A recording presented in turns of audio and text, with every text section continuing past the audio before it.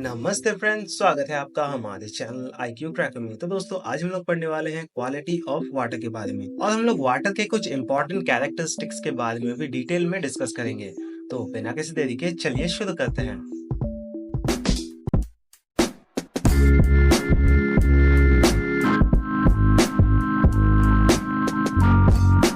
तो यार, पब्लिक को वाटर सप्लाई करने के लिए हमें सबसे पहले तो एक वाटर का सोर्स चाहिए होता है, जिसमें हमारा प्रॉपर क्वांटिटी में वाटर हो और साथ ही साथ हमारे पानी की क्वालिटी भी अच्छी हो, ताकि उसे पीकर कोई बीमार ना हो जाए, वरना हमारी कंपनी बंद हो सकती है। तो यार, इसलिए हमारी पानी की क्वालिटी को लेकर के हमें खास ध्यान रखना पड़ता है। तो चलिए देखते हैं कि पानी की क्वालिटी को आखिर हम लोग किस तरह से अच्छा बना सकते हैं, इम्प्रूव कर सकते हैं। तो चलिए शुरू करते हैं। तो यार, यहाँ पर हमें सबसे पहले जानना होगा रॉ वाटर के बारे में। तो रॉ वाटर क्या होता है? जो वाटर हमें नेचुरली कहीं भी जगह में मिल जाता है, पॉन्ड्स, रिवर्स, लेक या फिर बारिश का पानी ही जो होता है, जो हमें नेचुरली मिलता है, कोई भी आर्टिफिशियल चीज़ें उसमें इन्वॉल्व नहीं होती है, उस पानी को हम लोग रॉ वाटर बोलते हैं। तो दोस्तों, ये था हमारा रॉ वाटर, जो कि हमें नेचुरली यहाँ वहाँ देखने को मिल जाता है। इसमें हमारा कोई भी ह्यूमन एक्टिविटी इन्वॉल्व नहीं होता है इस वाटर के अंदर, तो इसे हम लोग रॉ वाटर बोलते हैं। अब यार, जो हमारा रॉ वाटर होता है, कभी कभार ये पीने लायक होता है, कभी कभार ये पीने लायक नहीं होता है, साफ सुथरा नहीं होता है, तो हम लोग उसे पी नहीं सकते हैं। तो यार, इसीलिए हम लोग कहीं से भी डायरेक्टली रॉ वाटर को उठा के किसी को सप्लाई नहीं कर सकते, क्योंकि उसमें हो सकता है बहुत सारे हार्मफुल बैक्टीरियाज वगैरह हो, जो कि हमारे ह्यूमन हेल्थ को या फिर एनिमल हेल्थ को भी खराब कर सकता है। तो इसलिए दोस्तों, हमें उस वाटर को ट्रीटमेंट देने की ज़रूरत पड़ती है और उसे प्योर बनाने की ज़रूरत पड़ती है। तो दोस्तों, प्योर वाटर आखिर क्या होता है? तो यार, अगर डेफिनेशन की माने तो हमारा जो प्योर वाटर होता है ना, उसमें हमारा 2 पार्ट ऑफ हाइड्रोजन प्रेजेंट होता है और 1 पार्ट ऑफ ऑक्सीजन प्रेजेंट होता है। यानी कि H2O जो होता है वो हमारा प्योर फॉर्म ऑफ वाटर होता है। हाइड्रोजन और ऑक्सीजन के अलावा इसमें और कुछ भी प्रेजेंट नहीं होना चाहिए। ना ही इसमें सॉल्ट होना चाहिए, ना ही इसमें कैल्शियम होना चाहिए, ना ही आयरन होना चाहिए, ना ही मैग्नीशियम होना चाहिए। हाइड्रोजन और ऑक्सीजन को छोड़ के कोई भी तीसरा एलिमेंट इसमें प्रेजेंट नहीं होना चाहिए, अकॉर्डिंग टू द डेफिनेशन। तो यार, प्योर फॉर्म ऑफ वाटर आखिर हमारा होता क्या है? इसका एग्जाम्पल क्या है? एक एग्जाम्पल है दोस्तों हमारा डिस्टिल वाटर, और एक साधारण सा एग्जाम्पल है हमारा बरसात। जो रेन होता है दोस्तों, वो हमारा प्योर फॉर्म ऑफ वाटर होता है, क्योंकि क्लाउड्स में हमारा कोई भी मिक्सचर्स वगैरह नहीं होता है, ना सॉल्ट होता है, ना मैग्नीशियम होता है, ना आयरन होता है। प्रॉपरली प्योर इवापोरेटेड वाटर होता है हमारा। H2O होता है, जो कि क्लाउड से नीचे गिरता है। नीचे आने के बाद भले ही वो गंदा हो सकता है, इम्प्योर हो सकता है, लेकिन क्लाउड्स में जब वो स्टोर रहता है तो प्योर फॉर्म में ही रहता है। पूरा डिस्टिल वाटर ही रहता है हमारा रेन वाटर। तो यार, ये था हमारा पूरा pure water, pure form of water H2O, जिसको हम लोग पी सकते हैं पर कभी पीते नहीं हैं, क्योंकि इसमें कोई मिनरल नहीं होता ना। तो हमें मिनरल वाटर पीना पड़ता है, यानी कि हमारा पोर्टेबल वाटर जो होता है, होलसम वाटर, उससे पीना पड़ता है। तो पोर्टेबल वाटर क्या होता है? जो वाटर पीने लायक होता है, जिसको हम लोग आमतौर पर डेली लाइफ में पीते हैं, थोड़ा बहुत न्यूट्रिशन के साथ, थोड़ा बहुत मिनरल के साथ, उस पानी को हम लोग पोर्टेबल वाटर बोलते हैं। तो यार, इसीलिए हमें वाटर सप्लाई के लिए वाटर को प्योर बनाने की कोई ज़रूरत नहीं, हमें उसे पोर्टेबल बनाने की ज़रूरत है, जिसको हम लोग पी सकें। तो यार, चलिए देखते हैं कि एक पोर्टेबल वाटर जो होता है, जिसको हम लोग पी सकते हैं, उसकी आखिर क्या क्या रिक्वायरमेंट्स होती है। तो यार, जो हमारा पोर्टेबल वाटर है ना, वो बिल्कुल मिनरल वाटर के जैसा होना चाहिए। उसमें कोई कलर नहीं होना चाहिए, उसमें कोई स्मेल नहीं होना चाहिए, उसमें कोई डिजीज़, बैक्टीरियाज वगैरह नहीं होने चाहिए। उसका टेस्ट अच्छा होना चाहिए, उसका ऑर्डर अच्छा होना चाहिए, वो थोड़ा ठंडा होना चाहिए, और उसमें कोई भी रेडियो एक्टिव सब्सटेंस या फिर पॉइजनस सब्सटेंस नहीं होने चाहिए। तो ये होता है दोस्तों हमारे पोर्टेबल वाटर के फीचर्स या फिर रिक्वायरमेंट कह सकते हैं। अगर आपको कोई भी पानी में ये सभी चीज़ दिख रहा है, यानी कि वो पानी पीने लायक है। अब यार, हमारे नेचर में पोर्टेबल वाटर जो है ना, वो बहुत ही रेयर है, हमें ऐसे ही कहीं खुल्लम खुल्ला नहीं मिलने वाला। तो यार, हमारा जो पानी है वो हमें नेचर में इम्प्योरिटीज़ के साथ मिलता है। बाय वन गेट वन का ऑफर होता है ना, बिल्कुल वैसा। तो दोस्तों, जो हमारा पानी में इम्प्योरिटीज़ होता है ना, उसको हम लोग 3 टाइप्स में क्लासिफाई करते हैं। सबसे पहले आता है हमारा सस्पेंडेड इम्प्योरिटीज़, दूसरा आता है दोस्तों हमारा कोलाइडल इम्प्योरिटीज़, एंड तीसरा आता है दोस्तों हमारा डिसॉल्व्ड इम्प्योरिटीज़।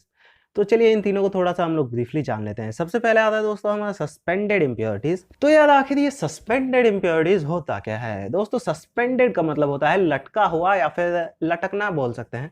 तो ये इम्प्योरिटीज जो होते हैं, ये पानी में लटके हुए होते हैं। इसको जो है हम लोग आसानी से हटा सकते हैं, ऐसे ही कोई छकनी वगैरह, चालनी वगैरह डाल के जो है हम लोग हटा सकते हैं। फॉर एग्जाम्पल, आप लोग देखते होंगे जब चाय बनाते हैं, उसमें चाय पत्ती होती है, लेकिन जब उसमें हम लोग छकनी से या फिर एक होता है ना फिल्टर वगैरह, उससे जब हम लोग पास करते हैं चाय को, तो हमारा जो चाय पत्ती होता है वो बाहर ही रह जाता है और चाय जो है फिल्टर होकर चला जाता है। तो वो जो होता है दोस्तों, वो हमारा सस्पेंडेड इम्प्योरिटीज होता है, जो हमारा छकनी में रह गया ना, जो चाय पत्ती हो गया ना, वो हमारा सस्पेंडेड इम्प्योरिटीज है।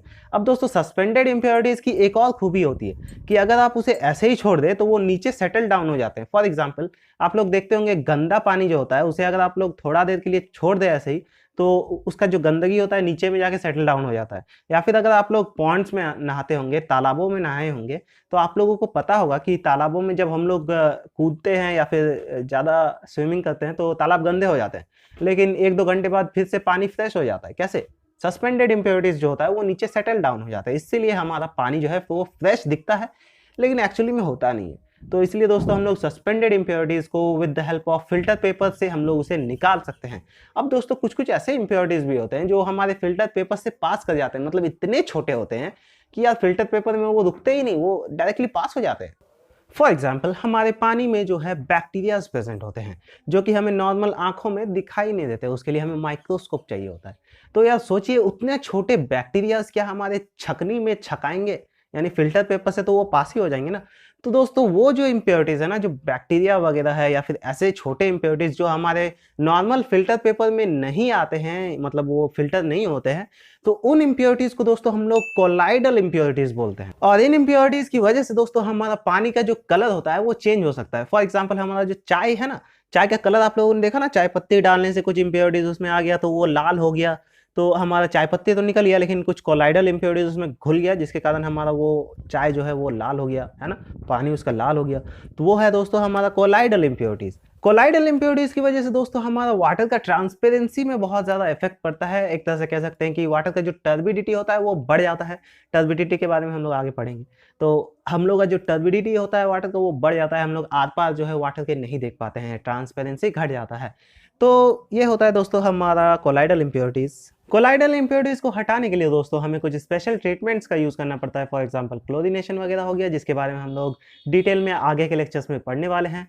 तो यार इस तरह के कुछ ट्रीटमेंट्स को यूज़ करके हम लोग कोलाइडल इम्प्योरिटीज को पानी से हटाते हैं। अब दोस्तों हमारा नेक्स्ट इम्प्योरिटी है जो कि है डिजॉल्व इम्प्योरिटीज। अब ये डिजॉल्व इम्प्योरिटीज क्या होता है? डिजॉल्व इम्प्योरिटीज जो होता है दोस्तों वो कोलाइडल इम्प्योरिटीज से भी छोटे होते हैं। ये तो यार वाटर के मॉलिक्यूल से भी छोटे होते हैं। अब ऐसे कौन से इम्प्योरिटीज होते हैं यार जो वाटर के मॉलिक्यूल से भी छोटे होते हैं? होते हैं दोस्तों, ऐसे भी इम्प्योरिटीज होते हैं।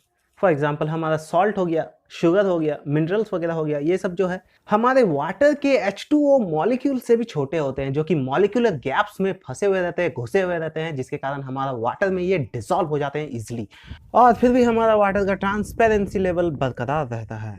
तो यार अगर हमारा वाटर में कोई भी डिसॉल्व इम्प्योरिटीज होगा तो हमारे वाटर का कलर जो है उसमें ज़्यादा इफेक्ट नहीं पड़ेगा, लेकिन हमारा वाटर का जो टेस्ट है ना उसमें बहुत ज़्यादा इफेक्ट पड़ेगा। अगर उसमें सॉल्ट घुला हुआ है तो पानी सॉल्टी हो जाएगा, अगर उसमें शुगर घुला हुआ है तो पानी शुगरी हो जाएगा, मीठा हो जाएगा। तो दोस्तों ये थे हमारे वाटर में प्रेजेंट कुछ टाइप के इम्प्योरिटीज। तो आई होप आपको इम्प्योरिटीज के बारे में पूरा कॉन्सेप्ट पता चल गया होगा, क्या होते हैं, कैसे होते हैं, क्यों होते हैं।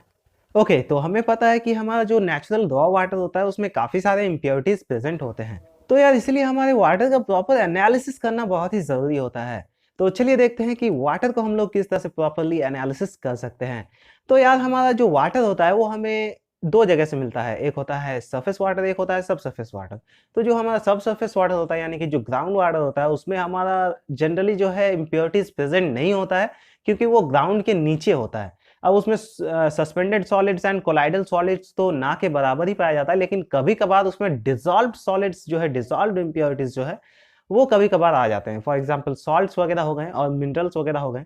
तो जो हमारा अंडरग्राउंड वाटर होता है उसमें ज़्यादातर हमें डिसॉल्व सॉलिड्स ही देखने को मिलते हैं, यानी कि डिसॉल्व इम्प्योरिटीज देखने को मिलते हैं। तो यार इसीलिए हमारा जो ग्राउंड वाटर होता है वो जनरली हमारा पोर्टेबल ही होता है, तो उसे हम लोग ज़्यादा जो है ट्रीटमेंट करने की ज़रूरत नहीं पड़ती।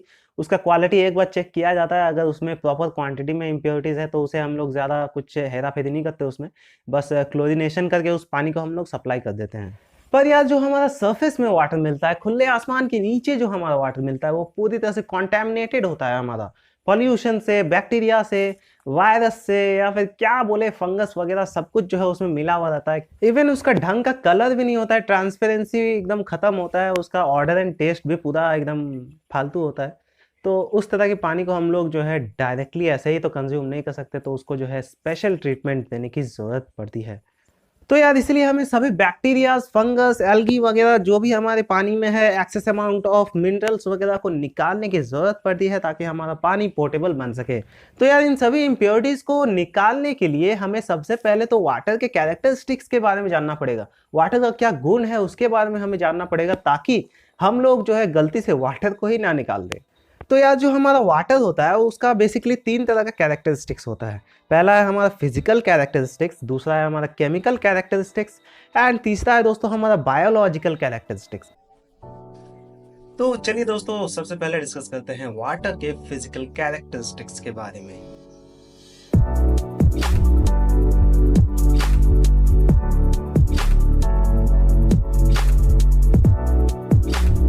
Physical characteristics of water. Characteristics का मतलब होता है दोस्तों विशेषताएं। तो हमारा पानी का क्या विशेषताएं हैं, यानी कि क्या गुण है हमारा पानी का, वो हम लोग आज जानने वाले हैं, फिजिकल वाली कैरेक्टरिस्टिक्स। तो चलिए शुरू करते हैं दोस्तों फिजिकल कैरेक्टरिस्टिक्स ऑफ वाटर। तो यार फिजिकल का मतलब क्या होता है? फिजिकल कैरेक्टरिस्टिक्स का मतलब होता है दोस्तों जो हम लोग आंखों से देख सकते हैं, जिसको हम लोग नाकों से सूंघ सकते हैं, जिसको हम लोग हाथों से टच कर सकते हैं, फील कर सकते हैं। हमारे ह्यूमन सेंस ऑर्गन्स जितने भी होते हैं वो जो भी चीज़ें पानी में ऑब्जर्व कर सकते हैं वो हमारे सभी चीज़ जो है फिजिकल कैरेक्टरिस्टिक्स के अंदर आते हैं। For example temperature, colour, turbidity, taste and odour, specific conductivity, ये सभी जो है हमारे फिजिकल कैरेक्टरिस्टिक्स है किसके? वाटर के। तो यार जब भी हम लोग किसी रॉ वाटर को फिजिकली टेस्टिंग करते हैं तो उसमें हम लोग ये 5 कैरेक्टरिस्टिक्स को देखते हैं और इसको ऑब्जर्व करते हैं। तो यार इन कैरेक्टरिस्टिक्स को हम लोग को थोड़ा और डिटेल में जानने की ज़रूरत है, तो चलिए इन्हें थोड़ा सा हम लोग ब्रीफली एक्सप्लेन कर लेते हैं वन बाय वन। तो सबसे पहले आता है दोस्तों हमारा टेम्परेचर। तो टेम्परेचर क्या है आप लोग जानते ही होंगे। टेम्परेचर का मतलब होता है तापमान। तो तापमान जो है हमारा पानी का वो between 10 degree to 20 degree Celsius होना चाहिए। ज़्यादा हाइयर हो तो 25 डिग्री चलेगा, 25 से अबव नहीं जाना चाहिए। कोई भी रॉ वाटर जो भी हमारा सोर्सेस से आ रहा है पानी, उसका जो टेम्परेचर है वो 25 डिग्री से अबव या फिर 10 डिग्री से बिलो नहीं होना चाहिए।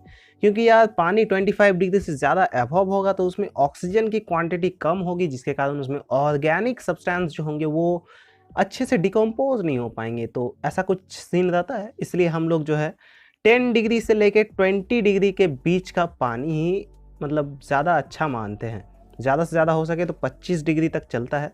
और टेम्परेचर को नापने के लिए दोस्तों आप लोग तो जानते हैं थर्मामीटर का यूज़ होता है। तो ऐसा ही कुछ सीन रहता है पानी का हमारा टेम्परेचर के लिए। अब हमारा नेक्स्ट आता है दोस्तों कलर। कलर क्या होता है आप लोग तो जानते ही हैं। कलर यानी कि रंग बिरंगा जो होता है ना। होली के टाइम हम लोग पानी को कलर करते हैं, लेकिन उस पानी को क्या पीते हैं? नहीं पीते हैं, क्योंकि यार पानी रंग बिरंगा होता है, दिखने में गंदा होता है। इंग्लिश में इसको एस्थेटिकली डिस्प्लेजिंग बोला जाता है, बोले तो डट्टी वाटर। तो यार इस तरह के गंदे पानी को पीने का तो मन नहीं करेगा ना, चाहे वो कितना ही मिनरल वाटर वगैरह हो। लेकिन यार पानी का कलर कौन बदलता है? कोई उसमें रंग डाल देता है क्या? हम लोग तो पढ़े हैं कि प्योर वाटर कलरलेस होता है, उसका कोई रंग ही नहीं होता। पानी का कोई रंग होता है क्या? नहीं, पानी का अपना कोई रंग नहीं होता, लेकिन अगर बाहर से डाला जाए तो हो जाता है। फॉर एग्जाम्पल हमारा जो गंदा पानी होता है उसमें कई सारे मिनरल्स वगैरह या फिर कोलाइडल पार्टिकल्स जो है घुले हुए रहते हैं, जिसके कारण हमारा जो पानी होता है उसका रंग बदल जाता है। रंग बदल जाता है कहना शायद सही नहीं होगा, क्योंकि यार पानी का तो रंग ही नहीं होता, एक्चुअली उसमें रंग मिल जाता है। तो ये कहना सही होगा, रंग मिल जाता है। तो यार आखिर हम लोग पानी में कितना रंग अलाउ करते हैं मिलने को? क्योंकि हमारा प्योर वाटर तो हम लोग नहीं पीते ना, हम लोग पोर्टेबल वाटर पीते हैं। तो पोर्टेबल वाटर में थोड़ा बहुत कलर होता है, तो कितना हम लोग कलर को अलाउ करते हैं उसमें? इसको जानने के लिए दोस्तों हमें सबसे पहले जानना होगा कि हम लोग कलर को नापते कैसे हैं। तो यार जो हमारा पानी में कलर होता है उसको नापने के लिए एक इंस्ट्रूमेंट को यूज़ किया जाता है। उस इंस्ट्रूमेंट का नाम है टिंटोमीटर।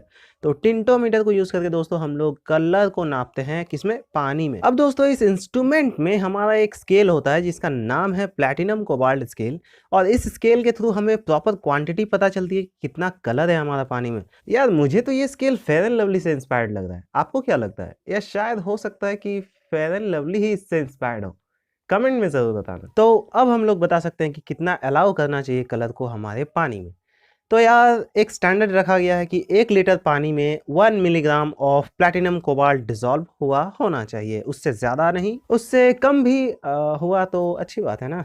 तो यार ये था हमारा कलर ऑफ वाटर। तो अब हमारा नेक्स्ट आता है दोस्तों टेस्ट एंड ऑर्डर। टेस्ट का मतलब तो दोस्तों आप लोग जानते होंगे, स्वाद लेना, पानी का स्वाद होता है ना, पानी का स्वाद होता है यार। और ऑर्डर का मतलब दोस्तों स्मेल, जो उसका खुशबू होता है या फिर बदबू होता है पानी का, वो। तो यार हमारा पानी में स्वाद और बदबू, खुशबू, ये सब आता कहाँ से है? ये सब आते हैं दोस्तों हमारे पानी में मौजूद कुछ इम्प्योरिटीज़ की वजह से। फॉर एग्जांपल हमारे ऑर्गेनिक वेस्ट हो गए, कुछ कुछ ऐसे डिजॉल्व्ड गैसेस होते हैं, for example carbon dioxide, hydrogen sulphide, methane वगैरह। ये सभी चीज़ें जो है हमारे पानी के टेस्ट एंड ऑर्डर को इफेक्ट करता है। कभी कभी कुछ कुछ केमिकल कंपाउंड्स भी होते हैं, फॉर एग्जाम्पल फिनाइल वगैरह, sodium chloride, iron compounds, carbonates, sulphates. तो ये सभी जो है कभी कभार हमारा पानी का टेस्ट एंड ऑर्डर बदल देते हैं। कभी कभी कुछ बायोलॉजिकल इम्प्योरिटीज भी होते हैं, और मोस्ट ऑफ टाइम तो मिनरल्स वगैरह जैसे सॉल्ट, कैल्शियम वगैरह होते हैं। तो यार जब ये सब चीज़ें हमारी एक्सेस हो जाती है पानी में, तो उसका टेस्ट बहुत ही बहुत ही बहुत ही गंदा हो जाता है, और उसकी स्मेल बाप रे बदबूदार। फॉर एग्जाम्पल गटर का पानी होता है ना, बिल्कुल वैसा। और तो और यार आज के टाइम पे हम लोग पानी के ऑर्डर को नाप भी सकते हैं। इसको नापने के लिए दोस्तों हम लोग एक यूनिट का यूज़ करते हैं जिसका नाम है TON, टॉन टॉन टॉन, जिसका फुल फॉर्म है दोस्तों थ्रेशोल्ड ऑर्डर नंबर। ये एक्चुअली हमारे वाटर का डाइल्यूशन फैक्टर है। अब यार ये डाइल्यूशन फैक्टर क्या है?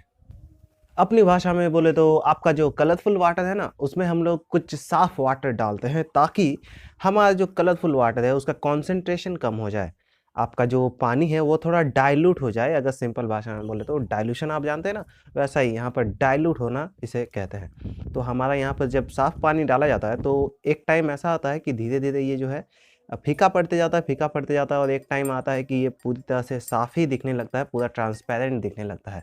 तो इसी चीज़ को यार हम लोग डाइल्यूशन फैक्टर बोलते हैं। इसको हम लोग मैथमेटिकली कुछ इस तरह से रिप्रेजेंट कर सकते हैं, और इसको मेजर करने के लिए हमारे पास ऑब्वियसली एक इंस्ट्रूमेंट है जिसका नाम है ऑस्मोस्कोप, जिसके थ्रू हम लोग पानी की बदबू को नापते हैं। तो यार यही था हमारा कैरेक्टरिस्टिक्स, टेस्ट एंड ऑर्डर, किसका? वाटर का। अब हमारा नेक्स्ट कैरेक्टरिस्टिक्स आता है टर्बिडिटी। तो टर्बिडिटी क्या होता है, चलिए देखते हैं। तो यार जैसा कि हमें पता है पानी का अपना कोई कलर नहीं होता है, वो जो है ट्रांसपेरेंट होता है, उसमें हमारा लाइट जो है पास कर जाता है। जैसे कि यार आप इस ग्लास के पानी को ही देख लीजिए, ये बिल्कुल क्रिस्टल क्लियर है, साफ सुथरा पानी है, आप इसके आर पार भी देख सकते हैं, मतलब ये ट्रांसपेरेंसी इसमें बहुत अच्छा है। लेकिन दोस्तों अगर कुछ कारणों की वजह से इसमें कुछ ऐसी चीज़ें मिल जाती है, फॉर एग्जाम्पल आप इसमें दूध मिला देते हैं, या फिर चाय मिला देते हैं, या फिर सीमेंट वगैरह मिला देते हैं, पाउडर मिला देते हैं, या फिर कोई कलर मिला देते हैं, तो उसकी वजह से क्या होता है दोस्तों, इस पानी में हमारा टर्बिडिटी जो है इंक्रीज हो जाता है। यानी कि इस पानी के आर पार हम लोग देख नहीं पाते हैं, हमारे पानी में धुंधलापन आ जाता है, जिसकी वजह से लाइट जो है प्रॉपरली इसके अंदर से ट्रेवल करके नहीं जा पाता है। तो दोस्तों इसी प्रॉपर्टी को हम लोग टर्बिडिटी कहते हैं, जिस प्रॉपर्टी के कारण हमारा पानी में धुंधलापन आता है। अब यार जो हमारे पानी में टर्बिडिटी होता है ना, वो मेनली दो तरह के इम्प्योरिटीज की वजह से होता है। पहला है सस्पेंडेड इम्प्योरिटीज, एंड दूसरा है दोस्तों कोलाइडल इम्प्योरिटीज। तो इन दोनों इम्प्योरिटीज की वजह से हमारा पानी जो है वो टर्बिड हो जाता है, उसमें धुंधलापन आ जाता है, हम लोग उसके आर पार नहीं देख पाते हैं। तो यार हमें ये तो पता चल गया कि टर्बिडिटी जो है वो इम्प्योरिटीज के कारण होता है, सस्पेंडेड हो या चाहे कोलाइडल इम्प्योरिटीज हो।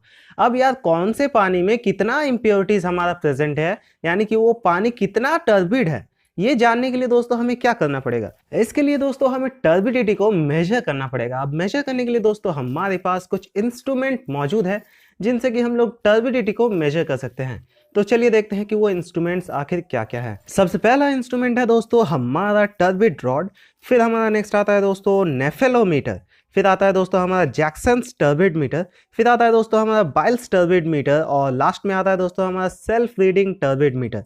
तो दोस्तों ये 5 तरह के इंस्ट्रूमेंट को हम लोग जनरली यूज़ करते हैं पानी का टर्बिडिटी को नापने के लिए। अब दोस्तों इसमें से हमें 2 इंस्ट्रूमेंट जो है बहुत ही इंपॉर्टेंट है हमारे लिए, जिसको हमें पढ़ना पड़ेगा, और वो है दोस्तों हमारा जैक्सन्स टर्बिड मीटर और नेफेलोमीटर। तो चलिए सबसे पहले देखते हैं कि जैक्सन्स टर्बिड मीटर हमारा कैसा होता है। तो दोस्तों जैक्सन्स टर्बिड मीटर का इमेज या फिर डायग्राम कह सकते हैं, एक तरह से आप अपने स्क्रीन पर देख रहे होंगे। यहाँ पर आप देख सकते हैं कि दोस्तों हमारा एक टेबल रखा हुआ रहता है, उसके ऊपर एक बीकर होता है जिसके अंदर हम लोग एक ग्लास ट्यूब डाले हुए रहते हैं, और इसके ठीक नीचे ज़मीन में हम लोग एक कैंडल जलाते हैं। तो दोस्तों ये है हमारा सेटअप। अब इसका काम क्या होता है, इसको हम लोग किस तरह से ऑब्जर्व करते हैं, किस तरह से टर्बिडिटी को नापते हैं, चलिए जानते हैं। तो यार अब क्या होता है, हम लोग टर्बिड वाटर का जो है एक सैंपल लेते हैं और उस सैंपल को इस कंटेनर में डालना स्टार्ट करते हैं। ये जो कंटेनर है ना, इस कंटेनर में हम लोग जो है उसे डालना स्टार्ट करते हैं। अब यार जैसे जैसे इस कंटेनर में हमारे टर्बिड वाटर का लेवल बढ़ते जाता है, वैसे वैसे धीरे धीरे हमारा जो है ये कैंडल का जो लाइट है दोस्तों, ये धुंधला होते जाता है। और दोस्तों एक टाइम आता है जब हमारा कैंडल का लाइट दिखाई ही नहीं देता है। तो दोस्तों उस टाइम पे हम लोग जो है वहाँ पर पानी डालना बंद कर देते हैं और वहाँ पर हमारा जो है रीडिंग ले लिया जाता है। तो दोस्तों इस तरह का हमारा कुछ प्रिंसिपल होता है जैक्सन्स टर्बिड मीटर का, जिससे कि यार हम लोग टर्बिडिटी को नापते हैं। अब यार हमारा जो टर्बिडिटी है इसका यूनिट क्या होता है? इसका यूनिट होता है दोस्तों पीपीएम। अगेन पीपीएम जो है दोस्तों बहुत ही इंपॉर्टेंट है। इसका फुल फॉर्म होता है पार्ट्स पर मिलियन। इससे हम लोग दोस्तों टर्बिडिटी को नापते हैं। ये टर्बिडिटी का यूनिट होता है, क्या होता है? पीपीएम, यानी कि पार्ट्स पर मिलियन। ये होता है दोस्तों हमारा टर्बिडिटी का यूनिट। पीपीएम जो होता है दोस्तों, ये हमारा सिंपली मिलीग्राम पर लीटर होता है। 1 ppm is equals to 1 milligram per litre. अब यार जो हमारे जैक्सन बाबा है ना, इन्होंने टर्बिडिटी मीटर में कुछ अलग ही यूनिट यूज़ किया था। इन्होंने यूज़ किया था JTU, यानी कि जैक्सन्स टर्बिड यूनिट। तो यार उन्होंने यूज़ कर लिया, इसलिए ये जो है आज भी हमें पढ़ना पड़ रहा है। कभी कभार कॉम्पिटिटिव एग्जाम्स में जो है हमें पूछ लिया जाता है कि जैक्सन्स टर्बिडिटी मीटर का यूनिट क्या है। तो उसमें जो है आप लोगों को अगर जैक्सन्स टर्बिडिटी मीटर का स्पेसिफिकली पूछा गया है तो आपको JTU लिखना पड़ेगा। वहां पर आपका पीपीएम काम नहीं करेगा। पीपीएम टर्बिडिटी का यूनिट होता है। लेकिन यार अगर आपको जैक्सन्स टर्बिडिटी मीटर पूछा जा रहा है तो आपको जैक्सन भैया का ही यूनिट लिखना पड़ेगा, यानी कि JTU ही लिखना पड़ेगा।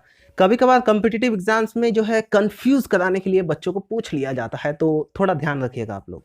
अब यार जो हमारा जैक्सन्स टर्बिड मीटर है ना, ये उतना हाईटेक नहीं है। इसमें हम लोग एग्जैक्ट क्वांटिटी ऑफ टर्बिडिटी हम लोग वाटर का नहीं निकाल सकते। जैक्सन्स टर्बिडिटी मीटर में दोस्तों हम लोग सिर्फ और सिर्फ 25 ppm से अबव टर्बिडिटी लेवल वाले वाटर का ही मेजरमेंट कर सकते हैं। 25 ppm से नीचे वाला मेजरमेंट नहीं होता है। जैक्सन भैया मना कर देते हैं, हमसे ना हो पाएगा, रुक जा भैया, टर्बिडिटी टर्बिडिटी हमसे ना हो पाएगा, हमसे ना हो पाएगा। तो यही है दोस्तों हमारा जैक्सन्स टर्बिडिटी मीटर। अब यार नेक्स्ट आता है हमारा नेफेलोमीटर। तो नेफेलोमीटर जो है दोस्तों वो देखने में कुछ इस तरह का होता है। ये हमारा क्लासिकल नेफेलोमीटर का फोटो है और आज के टाइम पे तो यार डिजिटल नेफेलोमीटर्स भी आते हैं। अब यार हमारा जो नेफेलोमीटर है ना, इसमें हम लोग एग्जैक्टली पानी में कितना टर्बिडिटी है इसको पता कर सकते हैं और इसका कोई लिमिट नहीं है कि हम लोग 25 से कम में नहीं कर सकते हैं। नेफेलोमीटर कर सकता है, इसका टाइम आ गया, इसका टाइम आ गया। नेफेलोमीटर नेफेलोमीटर नेफेलोमीटर नेफ्लोमीटर पानी में कितना भी टर्बिडिटी हो आपको मेजर करके बता देगा। तो यार नेफ्लोमीटर जो है आज के टाइम पे बहुत ज़्यादा यूज़ किया जाता है और ये आज का एक एडवांस तरीका है पानी की टर्बिडिटी को नापने के लिए। इसके लिए एक थम्स अप हो जाए। अब यार हमें नेफ्लोमीटर की वर्किंग प्रिंसिपल को जानने की कोई ज़रूरत है नहीं। ये आजकल तो डिजिटल आ गए हैं, जाके मार्केट से ख़रीद लीजिए, आपको बनाने की थोड़ी ज़रूरत है। तो यार ये हमारा नेफ्लोमीटर है। अब क्या हुआ कि नेफ्लोमीटर जो बनाया था ना, जिसने भी बनाया होगा, नेफ्लो भैया जो थे, उन्होंने क्या किया, उन्होंने भी एक अपना यूनिट को यूज़ किया इसमें। जिस तरह से जैक्सन भैया ने यूज़ किया था ना, वैसा ही नेफ्लोमीटर के भैया ने भी एक अपना यूनिट यूज़ किया और उनका यूनिट था NTU, यानी कि नेफ्लोमेट्रिक टर्बिडिटी यूनिट। ओके, यही सब क्वेश्चन की वजह से बच्चे लोग एग्जाम में गलत आंसर टिक करके आते हैं। यार इतना कंफ्यूजन कराने का क्या जरूरत था? तो यार इसीलिए हमारा जो टर्बिडिटी है इसका एक प्रॉपर स्टैंडर्ड यूनिट रखा गया, जिसको हम लोग बोलते हैं PPM। Again PPM is very important. इसका फुल फॉर्म होता है, क्या होता है यार, भूल गए हम। हाँ, पार्ट्स पर मिलियन। तो PPM का फुल फॉर्म है दोस्तों पार्ट्स पर मिलियन। तो यार PPM को हम लोग एक तरह से मान सकते हैं कि mg पर लीटर भी होता है। So let us summarise. 1 ppm is equals to 1 JTU is equals to 1 NTU is equals to 1 milligram per litre on हमारा सिलिका स्केल। सिलिका स्केल में इसको नापा जाता है। तो यार ये था हमारा वाटर का फिजिकल कैरेक्टरिस्टिक्स टर्बिडिटी। अब दोस्तों हमारा नेक्स्ट आता है स्पेसिफिक कंडक्टिविटी। ये क्या है यार? तो यार स्पेसिफिक कंडक्टिविटी क्या होता है? स्पेसिफिक कंडक्टिविटी का मतलब होता है दोस्तों हमारा जो वाटर है वो कंडक्टर बन जाता है, कंडक्टिविटी हो जाता है, उसमें कंडक्टिविटी का प्रॉपर्टी आ जाता है। अब कंडक्टिविटी क्या होता है? आपने सुना है ना, इलेक्ट्रिसिटी कंडक्ट करता है, हीट को कंडक्ट करता है। अब कंडक्ट कैसे करता है? हमारे वाटर में कुछ ऐसे इम्प्योरिटीज होते हैं जिनकी वजह से उसमें हमारा कंडक्टिविटी आता है। कंडक्टिविटी को हिंदी में बोले तो सुचालकता बोलते हैं, which is kind of more complicated then English. तो यार हमारे पानी में यानी कि वाटर में कंडक्टिविटी आता कैसे है? कंडक्टिविटी आने का कारण है दोस्तों इम्प्योरिटीज। अब हमारा इसमें कौन सा इम्प्योरिटीज काम करता है? इसमें दोस्तों हमारा डिजॉल्व सॉलिड की वजह से इसमें कंडक्टिविटी आता है। इसमें हमारा सस्पेंडेड या फिर कोलाइडल सॉलिड्स नहीं आता है, इसमें डिजॉल्व सॉलिड आता है। याद रखना है आपको, डिजॉल्व सॉलिड्स की वजह से या फिर डिजॉल्व इम्प्योरिटीज की वजह से हमारा वाटर में कंडक्टिविटी आता है। क्योंकि यार हमारे डिजॉल्व इम्प्योरिटीज एक तरह के आयोनिक कंपाउंड्स होते हैं जिनमें हमारे फ्री इलेक्ट्रॉन्स पाए जाते हैं, इसलिए इसमें हमारा इलेक्ट्रिसिटी कंडक्ट करता है। Dissolve impurities for example salt हो गया, शुगर हो गया। आप लोगों ने देखा है ना, हमारे बैटरी वगैरह में जो है डिस्टिल वाटर डाला जाता है, क्योंकि डिस्टिल वाटर जो है वो ज़्यादा कंडक्टिव नहीं होता है, उसमें जो है हमारा इलेक्ट्रिसिटी कंडक्ट नहीं करता है। लेकिन जो सॉल्ट वाटर होता है उसमें हमारा इलेक्ट्रिसिटी कंडक्ट करता है, वो कंडक्टर होता है, गुड कंडक्टर होता है। सॉल्ट वाटर में आप तार घुसा के हाथ घुसाएंगे ना तो आपको झटका लगेगा, लेकिन डिस्टिल वाटर में नहीं लगेगा बाबा, नहीं लगेगा। हमारे शरीर में इलेक्ट्रिसिटी कैसे पास करता है? क्योंकि हमारे शरीर में भी बहुत सारे डिजॉल्व इम्प्योरिटीज है, हमारे ब्लड में डिजॉल्व इम्प्योरिटीज है। हमारे ब्लड में शुगर है, सॉल्ट है, आयरन है, मैग्नीशियम है, चॉकलेट है, डेयरी मिल्क है और न जाने क्या क्या है। तो यार यही सब चीज़ें हैं जो कि हमें कंडक्टर बनाती है। तो इसलिए यार बिजली से यानी कि इलेक्ट्रिसिटी से थोड़ा दूर ही रहना। अगर सामने गए तो वो भी आपके सामने आएगी और एक जोरदार चुम्मा देके जाएगी, जो कि आप कभी नहीं भूल पाओगे। तो यार इसलिए हम लोग वाटर में बोले तो पोर्टेबल वाटर में स्पेसिफिक कंडक्टिविटी को निल रखते हैं। शॉर्ट में बोले तो जीरो रखते हैं, रखना ही नहीं है, स्पेसिफिक कंडक्टिविटी को रखना ही नहीं है। अब यार स्पेसिफिक कंडक्टिविटी को नापने के लिए हमारे पास एक इंस्ट्रूमेंट होता है जिसका नाम है पोर्टेबल डायोनिक वाटर टेस्टर। इस टेस्टर की मदद से हम लोग स्पेसिफिक कंडक्टिविटी को नापते हैं वाटर में, और इसके यूनिट को एक्सप्रेस किया जाता है माइक्रोमोल्स पर सेंटीमीटर में, जो कि हमारा 25 डिग्री सेल्सियस के तापमान में होना चाहिए। तो यार ये था हमारा वाटर का फिजिकल कैरेक्टरिस्टिक्स, स्पेसिफिक कंडक्टिविटी। इसी के साथ दोस्तों हमारा सभी फिजिकल कैरेक्टरिस्टिक्स खत्म होता है वाटर का। तो चलिए दोस्तों अब हम लोग जान लेते हैं कि एज पर IS कोड हमारा जो फिजिकल कैरेक्टरिस्टिक्स ऑफ वाटर है उसका स्टैंडर्ड लिमिट जो है, डिजायरेबल लिमिट, वो कितना रखा गया है। तो दोस्तों आप यहाँ पर टेबल में देख सकते हैं, हमारा टेम्परेचर के लिए डिजायरेबल लिमिट है 50 degree to 60 degree Celsius desirable. Okay, supply के लिए चाहिए होता है 10 टू 25 डिग्री सेल्सियस। और यार यहाँ पर हमारा कलर के लिए है 10 टू 20 ppm, फिर हमारा टर्बिडिटी के लिए है 5 टू 10 ppm, और ऑर्डर के लिए है दोस्तों 0 to 5 PO value.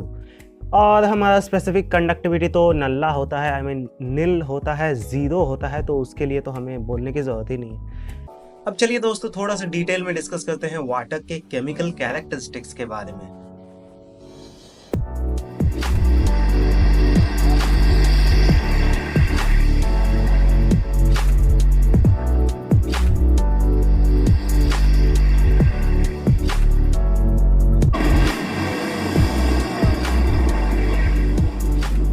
Chemical characteristics of water. तो यार जैसा कि हमने पिछले लेक्चर में फिजिकल कैरेक्टरिस्टिक्स के बारे में पढ़ा था, अब हमें केमिकल कैरेक्टरिस्टिक्स के बारे में पढ़ना है।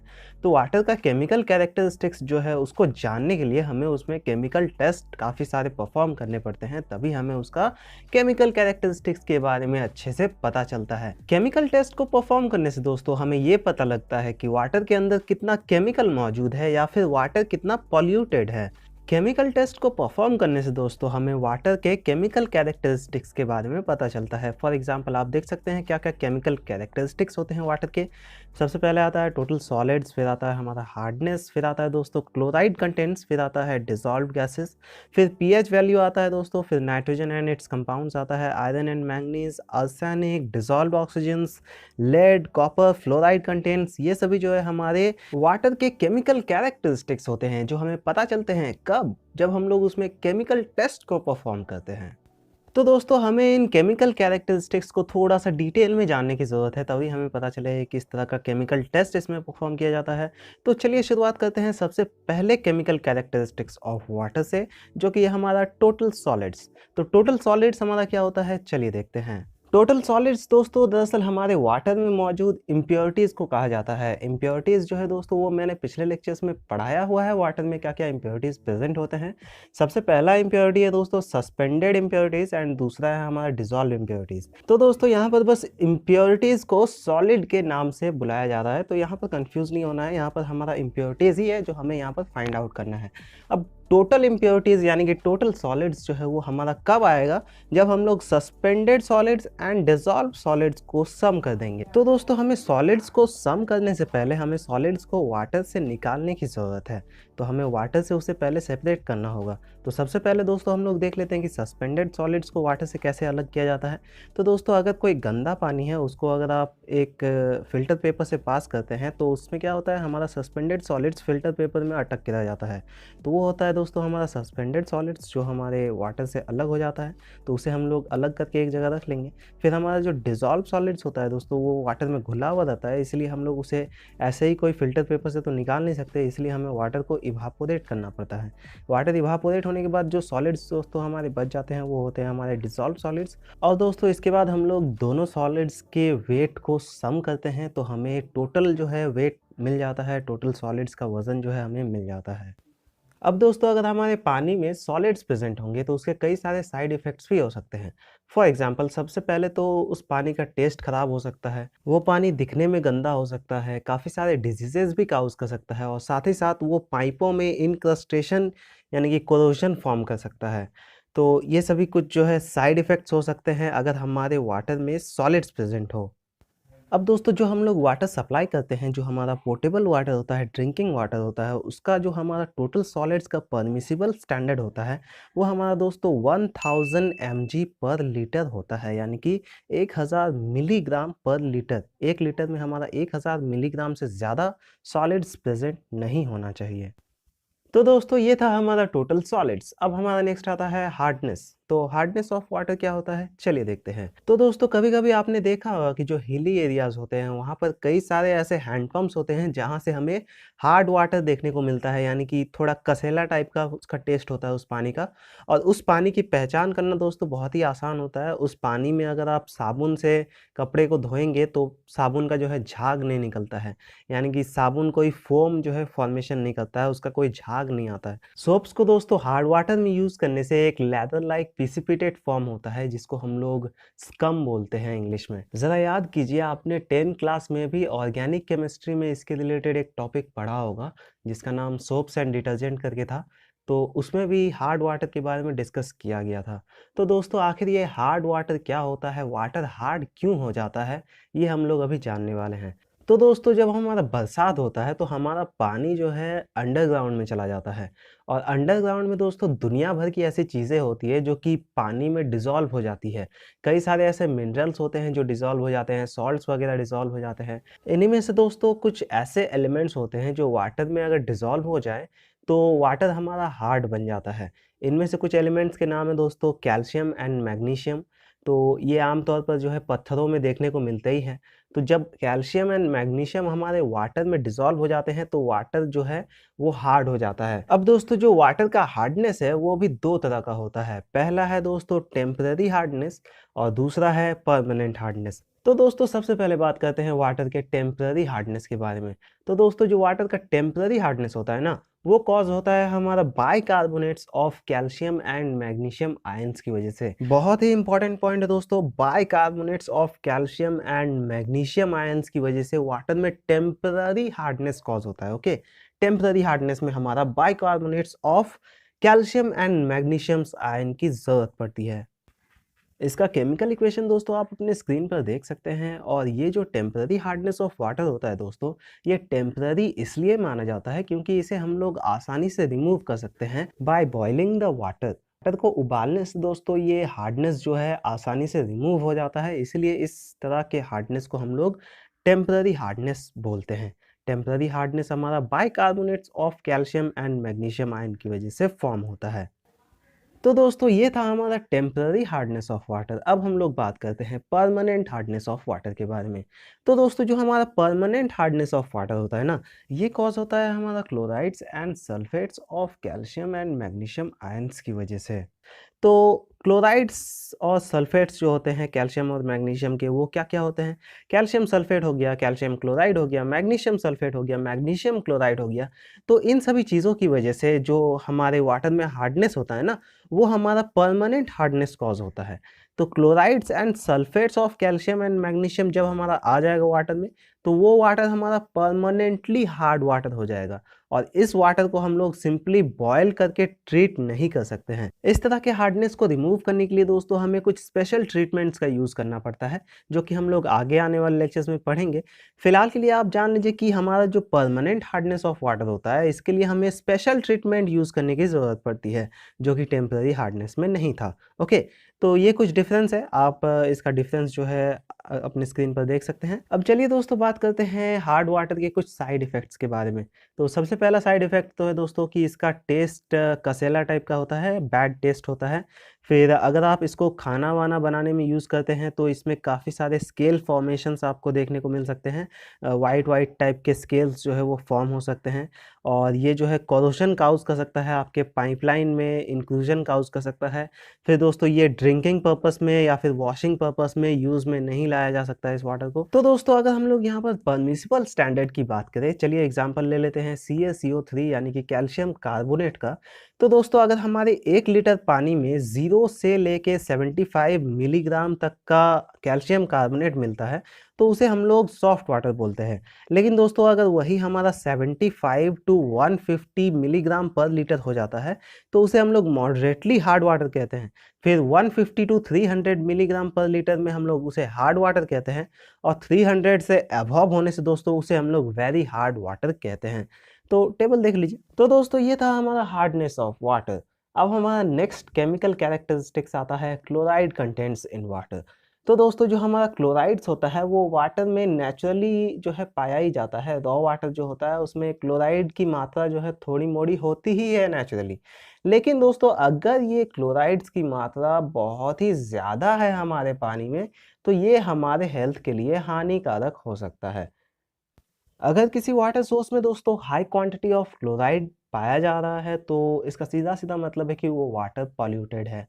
हो सकता है कोई इंडस्ट्रियल वेस्ट या फिर सीवेज वगैरह कोई भी ह्यूमन एक्टिविटीज़ की वजह से जो वेस्ट निकलते हैं, वो सब जो है वाटर में डिस्पोज़ किए गए हों, जिसकी वजह से दोस्तों वाटर में क्लोराइड्स की क्वांटिटी बहुत ही ज़्यादा बढ़ गई है। अब दोस्तों वाटर में क्लोराइड्स की क्वांटिटी को पता करने के लिए उसे लेबोरेटरी में टेस्ट किया जाता है और इसके लिए दोस्तों silver nitrate and potassium chromate use किया जाता है। जब दोस्तों वाटर में सिल्वर नाइट्रेट को ऐड किया जाता है प्रॉपर कॉन्सेंट्रेशन के साथ, तो हमारा जो वाटर होता है दोस्तों उसमें एक रेडिश ब्राउन टाइप का प्रिसिपिटेट फॉर्म होने लगता है और इसी से दोस्तों हमें पता चलता है कि वाटर में आखिर कितना क्लोराइड मौजूद है। तो दोस्तों चलिए अब हम लोग जान लेते हैं कि अगर हमारे वाटर में एक्सेस अमाउंट ऑफ क्लोराइड्स मौजूद है, तो उसके क्या क्या साइड इफेक्ट्स हो सकते हैं। तो दोस्तों अगर हमारे वाटर में क्लोराइड्स प्रेजेंट है तो वाटर का टेस्ट जो है वो ख़राब हो सकता है। वाटर जो है पाइप्स को कोरोड कर सकता है, इंक्लूजन काउज़ कर सकता है पाइप्स में। और दोस्तों जो हमारे बॉयलर्स होते हैं उनमें स्केल फॉर्मेशन भी हो सकता है अगर हमारे वाटर में क्लोराइड कंटेंट्स हो तो। और बाद बाकी तो ये हमारे हेल्थ के लिए हानिकारक होता ही है और मैंने ये पहले ही बताया हुआ है कि ये अगर एक्सेस अमाउंट में प्रेजेंट हो तो ये काफ़ी सारे डिजीज़ काउज़ कर सकता है ह्यूमन बॉडी को, ह्यूमन हेल्थ को। तो दोस्तों इसलिए हमें क्लोराइड कंटेंट को ध्यान में रख के वाटर को सप्लाई करना चाहिए। तो दोस्तों जो हमारा परमिसिबल स्टैंडर्ड होता है क्लोराइड कंटेंट्स का इन वाटर, वो होता है दोस्तों 250 ppm। तो दोस्तों ये था हमारा क्लोराइड कंटेंट्स इन वाटर। अब हमारा नेक्स्ट कैरेक्टरिस्टिक्स आता है डिज़ोल्व गैसेस। तो चलिए देखते हैं कि डिज़ोल्व गैसेस आखिर क्या होते हैं हमारे वाटर में। अब दोस्तों जो हमारा प्योर वाटर होता है वो अपने आप में ही ऑक्सीजन एंड हाइड्रोजन गैस से मिलकर के बना हुआ होता है। अब दोस्तों जो हमारा पोर्टेबल वाटर होता है उसमें हाइड्रोजन एंड ऑक्सीजन के अलावा भी बहुत सारे ऐसे गैसेस हैं जो कि मौजूद होते हैं। फॉर एग्जांपल उसमें हाइड्रोजन सल्फाइड होता है, मीथेन होता है, कार्बन डाइऑक्साइड होता है, क्लोरीन होता है। तो ये सभी जो गैसेस है उसमें मौजूद कैसे होते हैं, ये हम लोग चलिए जान लेते हैं। अब दोस्तों अगर वाटर के मॉलिक्यूलर लेवल में आप बात करेंगे तो वाटर में जो है काफ़ी सारे मॉलिक्यूलर गैप्स मौजूद होते हैं और उन गैप्स में जो है ये गैसेस आसानी से घुस जाते हैं, जिसकी वजह से ये गैसेस जो है वाटर में डिसॉल्व हो जाते हैं। फॉर एग्जांपल चलिए हम लोग मान लेते हैं कार्बन डाइऑक्साइड जो होता है, जो हमारे एटमॉस्फेयर में जनरली पाया ही जाता है। तो जब कार्बन डाइऑक्साइड वाटर के कांटेक्ट में आता है तो वो वाटर में डिसॉल्व हो जाता है। और जो मीथेन होता है दोस्तों, वो तो आप जानते ही है ऑर्गेनिक मैटर्स से रिलीज होता है। जब ऑर्गेनिक मैटर्स सड़ते हैं, डिकम्पोज होते हैं, तो वो मीथेन गैस को रिलीज करते हैं। तो जब भी हमारे वाटर में कोई ऐसे ऑर्गेनिक मैटर्स डिकम्पोज होते हैं, फॉर एग्जांपल पेड़ पौधे हो गए, पत्ते हो गए, फूड पिल्स हो गए, एनिमल वेस्ट हो गए, तो ये सभी चीज़ जब हमारे वाटर में डिकम्पोज होते हैं तो वाटर के अंदर जो है मीथेन गैस इनके कारण प्रोड्यूस होना स्टार्ट होता है और वो मीथेन गैस हमारे वाटर में डिसॉल्व भी हो जाता है। जैसे कि दोस्तों आप लोग गटर में देखते होंगे, जो गटर का पानी होता है उसमें बहुत ही विभिन्न तरह की खुशबू या फिर बदबू जो है हमें सूंघने को मिलती है। तो वो सब भी जो है इसी तरह के ऑर्गेनिक मैटर्स के सड़ने की वजह से ही होती है। वो पानी में जो है मीथेन गैस हमारा डिसॉल्व हुआ रहता है, इसलिए पानी का ऑर्डर जो है वो काफ़ी भद्दा हो जाता है। और यार सबसे कॉमन एग्जांपल ले तो वाटर में डिसॉल्व ऑक्सीजन भी पाया जाता है। ऑक्सीजन भी जो है वाटर में डिसॉल्व होके रहता है। भले ही वाटर ऑक्सीजन से ही मिलके बना होता है, लेकिन उसमें एक्स्ट्रा ऑक्सीजन्स भी जो है कुछ डिसॉल्व होते हैं, जिसकी वजह से वाटर में मछलियाँ सर्वाइव कर पाती है। मछली जो होते हैं वो वाटर में मौजूद डिसॉल्व ऑक्सीजन से ही सांस लेते हैं, इसी के कारण तो मछलियाँ ज़िंदा रहती है। अब दोस्तों आपने नोटिस किया होगा कि जब गर्मियाँ आने लगती है तो तालाबों का पानी जो है वो सूखना स्टार्ट हो जाता है और उनका टेम्परेचर जो है वो राइज़ होना स्टार्ट हो जाता है। तो आपने कभी देखा होगा कि मछलियाँ जो होती है वो ऊपर आकर सांस लेने की कोशिश करती है, पानी के ऊपर आ जाती है। तो ऐसा क्यों होता है? ऐसा इसलिए होता है दोस्तों क्योंकि गर्मियों में पानी का टेम्परेचर काफ़ी बढ़ जाता है, इंक्रीज़ हो जाता है, जिसकी वजह से उसमें जो डिसॉल्व गैसेस होते हैं वो धीरे-धीरे ख़त्म होने स्टार्ट हो जाते हैं, जिनमें से एक ऑक्सीजन भी होता है और उसी के कारण मछलियों को साँस लेने में दिक्कतें होती है, इसलिए मछली जो है सरफेस के ऊपर आके साँस लेने की कोशिश करती है। तो दोस्तों इससे हमें एक चीज़ तो साफ-साफ समझ में आ जाती है कि जो वाटर होता है उसमें डिसॉल्व्ड गैसेस मौजूद होते हैं। अब हमें डिसॉल्व गैसेस को कैसे हटाना है? सिंपली वाटर का टेम्परेचर को राइज़ करना है, उसे हम लोग अगर बॉयल करते हैं तो उससे डिसॉल्व गैसेस जो है वो रिमूव हो जाएँगे। सिंपल है ना? लेकिन दोस्तों हमारे वाटर के अंदर डिसॉल्व ऑक्सीजन जो है उसका मौजूद होना बहुत ही ज़रूरी है। मीथेन वगैरह हमें नहीं चाहिए होता है, उससे बहुत ही ख़राब स्मेल आता है, तो उसे हम लोग नहीं रखते हैं। हमें जो है थोड़ा-सा डिसॉल्व ऑक्सीजन जो है वाटर में रखना पड़ता है, क्योंकि दोस्तों ऑक्सीजन ही एक ऐसी चीज़ होती है जो कि किसी भी चीज़ को डिकम्पोज़ करने में हेल्प करती है। अगर वाटर में कोई भी माइक्रो ऑर्गेनिज़म्स या फिर बैक्टीरियाज़ मौजूद है या फिर कोई भी ऐसे ऑर्गेनिक सब्सटेंस मौजूद है, तो उसे जो है डिकम्पोज़ करने में ऑक्सीजन का एक बड़ा रोल होता है। बट दोस्तों इसका भी अपना एक लिमिट होता है, क्योंकि अगर ज़्यादा ऑक्सीजन उसमें मौजूद रहा तो माइक्रो ऑर्गेनिजम्स अपने फैमिली बसा सकते हैं। इसलिए दोस्तों जो हमारा सप्लाई वाटर होता है ना, उसमें हम लोग एक प्रॉपर क्वांटिटी में डिसॉल्व ऑक्सीजन को अलाउ करते हैं, जिसका डिज़ायरेबल लिमिट होता है दोस्तों 5 टू 6 ppm और दोस्तों क्लोरीन होता है 0.1 टू 0.2 ppm तक का।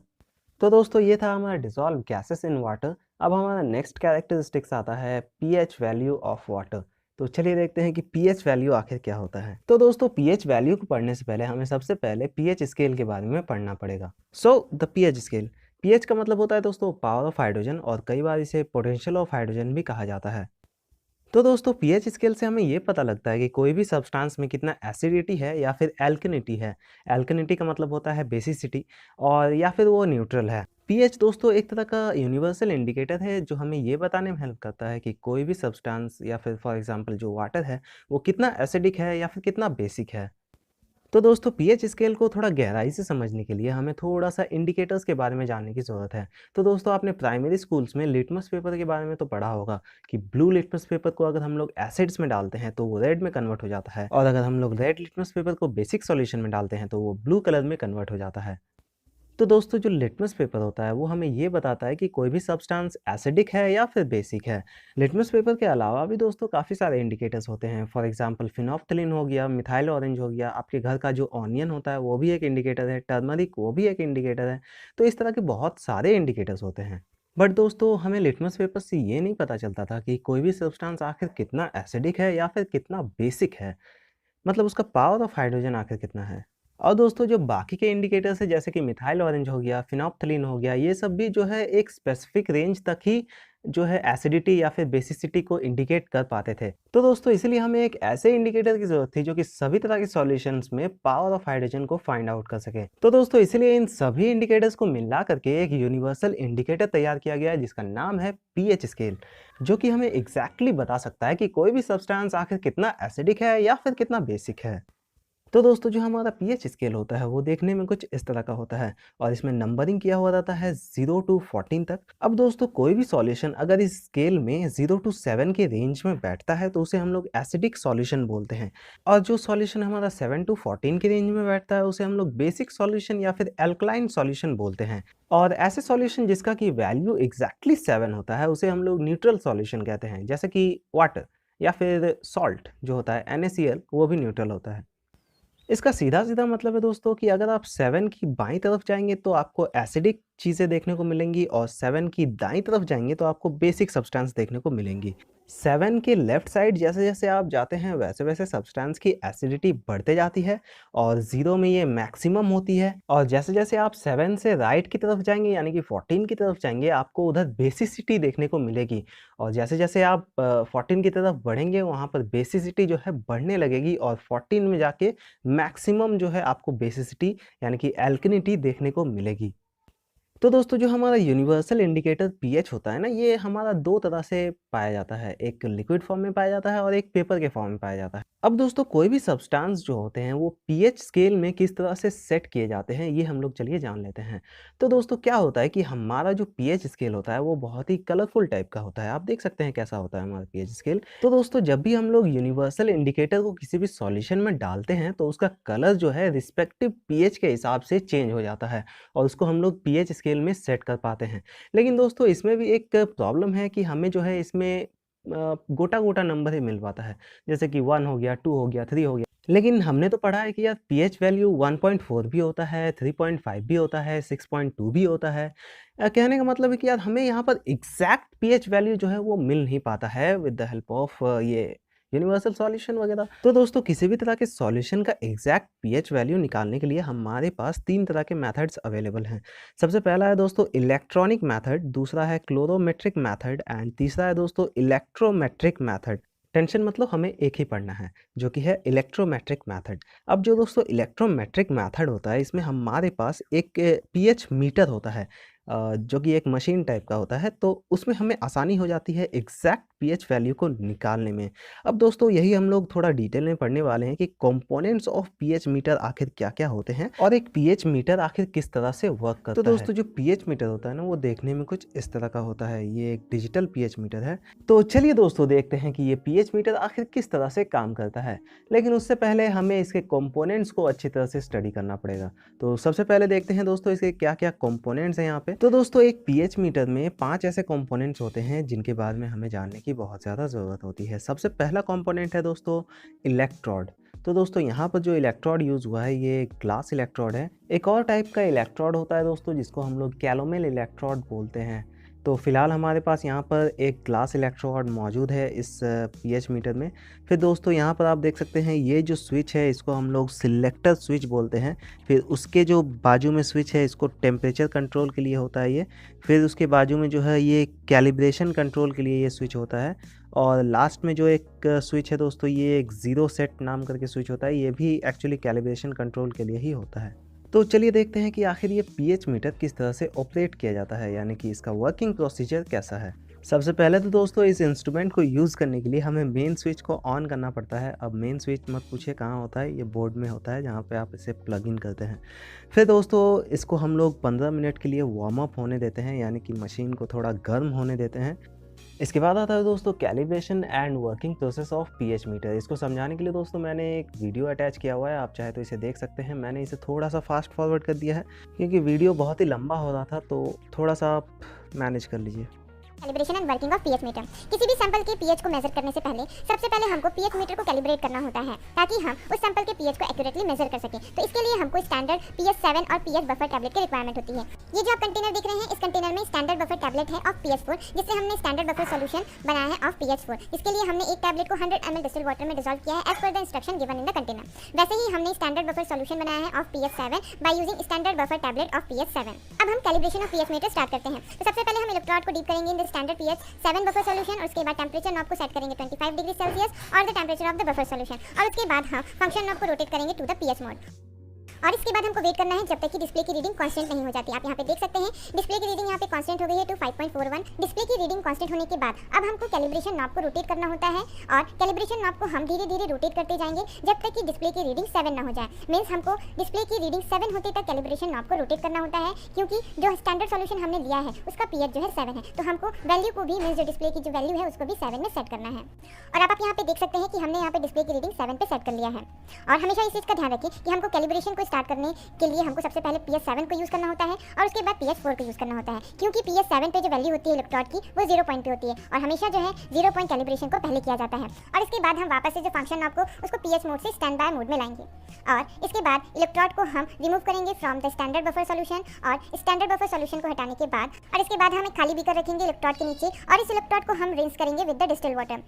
डिस्टिल्ड वाटर से इलेक्ट्रोड को अच्छे से रिंस करने के बाद इसके बाद हम इसको ड्राई करेंगे with the help of tissue paper. हमको जेंटली ड्राई करना है, हमको इलेक्ट्रोड को रब नहीं करना है। अगर हम प्रेस करते हैं, रब करते हैं तो इलेक्ट्रोड डैमेज होने के चांस हो सकते हैं, इसलिए हमको जेंटली जो है ड्राई करना है with the help of tissue paper. PH electrode को अच्छे से डिस्टिल्ड वाटर में रिंस करने के बाद और टिश्यू पेपर से ड्राई करने के बाद अब हम इसको वापस से second standard buffer solution of pH 4 में डिप करेंगे और फंक्शन नॉब को स्टैंड बाय मोड से पीएच मोड में लाएंगे, और उसके बाद हम जो स्लोप नॉब है उस स्लोप नॉब को धीरे से उसको रोटेट करेंगे, और इस स्लोप नॉब को हम रोटेट करते हैं डिस्प्ले की रीडिंग 4 होते तक। आप यहाँ पे देख सकते हैं डिस्प्ले की रीडिंग यहाँ पे 4 हो गई है। अब हम वापस से जो फंक्शन नॉब है उसको पीएच मोड से स्टैंड बाय मोड में लाएंगे, और ये हमारा पीएच मीटर कैलिब्रेट हो गया किसी भी सैंपल के पीएच को एक्यूरेटली मेजर करने के लिए। तो इसको कंफर्म करने के लिए अगेन हम इलेक्ट्रोड को रिंस करेंगे विद द डिस्टिल्ड वाटर, और उसके बाद हम टिश्यू पेपर से इलेक्ट्रोड को ड्राई करेंगे, और ड्राई करने के बाद अगेन हम इसको डीप करेंगे into the standard buffer solution of pH 7, और इसके बाद हम फंक्शन नॉब को स्टैंड बाय मोड से पीएच मोड में लाएंगे और डिस्प्ले की कांस्टेंट रीडिंग आते तक हम वेट करेंगे। और यहाँ पे हमको कैलिब्रेशन नॉब और स्लोप नॉब को डिस्टर्ब नहीं करना है।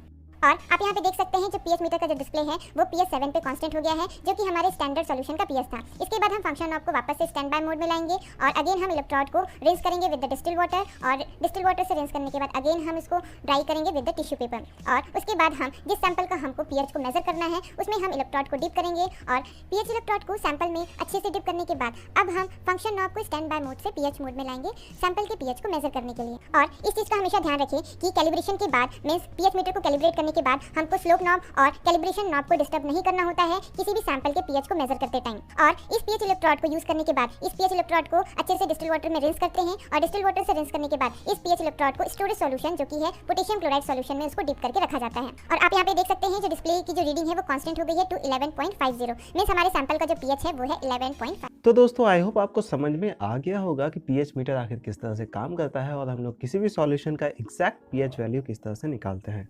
तो दोस्तों जो हमारा वाटर सप्लाई होता है उसका पीएच वैल्यू जो है एज पर WHO 6.5 से लेकर 9.2 के रेंज में होना चाहिए, इससे ज़्यादा भी नहीं, इससे कम भी नहीं। इसलिए दोस्तों कोई भी वाटर सोर्स में अगर हमें 6.5 टू 9.2 के बीच का पीएच लेवल वाला वाटर मिलता है तो उसे हम लोग एक एक्सीलेंट और एक्सेप्टेबल वाटर सोर्स मानते हैं। अब दोस्तों अगर हमारे वाटर का पीएच लेवल जो है उसे अच्छे से मेंटेन नहीं किया गया तो इसके कई सारे साइड इफ़ेक्ट्स हो सकते हैं। फॉर एग्जांपल अगर किसी वाटर का पीएच लेवल 6.5 से कम है और उसे हम लोग सप्लाई कर रहे हैं तो जो सप्लाई पाइप्स होता है ना वो तो पीवीसी का होता है ना, तो जो पीवीसी मटेरियल है दोस्तों वो वाटर में डिज़ोल्व होते रहेगा, और वो जो है अगर कोई ड्रिंक करता है तो उस पर्सन के लिए वो वाटर एक तरह से स्लो पॉइजन बन जाएगा और वो धीरे धीरे जो है उससे मर जाएगा। और दोस्तों पानी का पीएच अच्छे से मेंटेन नहीं किया गया तो उसका टेस्ट में भी इफेक्ट पड़ सकता है, प्लस ये हमारे पाइपों को तो नुकसान पहुंचाता ही है, पाइपों को कोरोड कर देता है, इंक्लूजन काउज करता है। तो दोस्तों इस तरह के कुछ साइड इफेक्ट्स हमें देखने को मिल सकते हैं अगर वाटर का पीएच लेवल अच्छे से मेंटेन नहीं किया गया। तो दोस्तों इसलिए दुनिया की कई सारे अथॉरिटीज़ ने मिलकर के वाटर का पीएच लेवल का एक लिमिट सेट किया हुआ है जो कि आपको इस टेबल में शो हो रहा होगा। तो दोस्तों ये था हमारा पीएच ऑफ वाटर। तो चलिए अब हम लोग आगे बढ़ते हैं अपने नेक्स्ट केमिकल टेस्ट की ओर, जो कि है नाइट्रोजन एंड इट्स कंपाउंड्स। तो दोस्तों जो नाइट्रोजन है ना, वो हमारे एटमॉस्फेयर का तो एक मेन कंपोनेंट है ही, साथ ही साथ वो वाटर में भी जो है मौजूद होता है। लेकिन ये फ्री स्टेट में मौजूद नहीं होता है, ये कंबाइंड स्टेट में यानी कि कंपाउंड फॉर्म में मौजूद होता है। तो दोस्तों जैसे कि ये सभी कंपाउंड्स आपको दिख रहे हैं, जैसे कि फ्री एमोनिया है, एल्ब्यूमोनॉइड नाइट्रोजन है, नाइट्रेट है, नाइट्राइट है। तो ये सभी जो कंपाउंड्स है दोस्तों, ये हमारे वाटर में कंपाउंड्स के फॉर्म में मौजूद होते हैं। तो दोस्तों इन सभी का एक एक्सेप्टेबल लिमिट होता है। तो चलिए देख लेते हैं कि कितना लिमिट में हमारा ये सभी चीज़ मौजूद होना चाहिए हमारे वाटर में। तो दोस्तों जो हमारा फ्री एमोनिया है वो 0.15 ppm से ज़्यादा मौजूद नहीं होना चाहिए वाटर में। और दोस्तों जो नाइट्रेट है वो हमारा 45 ppm से ज़्यादा नहीं होना चाहिए। और नाइट्राइट जो है वो होना ही नहीं चाहिए। और दोस्तों जो एल्ब्यूमिनॉइड नाइट्रोजन है, जिसको हम लोग ऑर्गेनिक नाइट्रोजन भी बोलते हैं, ये जो है हमारा दोस्तों वाटर में मौजूद प्लांट्स एंड एनिमल्स जो होते हैं ना, फंगस वगैरह, उनको बोला जाता है। तो ये तो सप्लाई वाटर में मौजूद होने ही नहीं चाहिए, ये भी नील यानी कि ज़ीरो ही होने चाहिए, ये मौजूद उसमें नहीं होने चाहिए। तो चलिए दोस्तों अब हम लोग वाटर के बायोलॉजिकल कैरेक्टरिस्टिक्स को भी थोड़ा सा डिटेल में जान लेते हैं।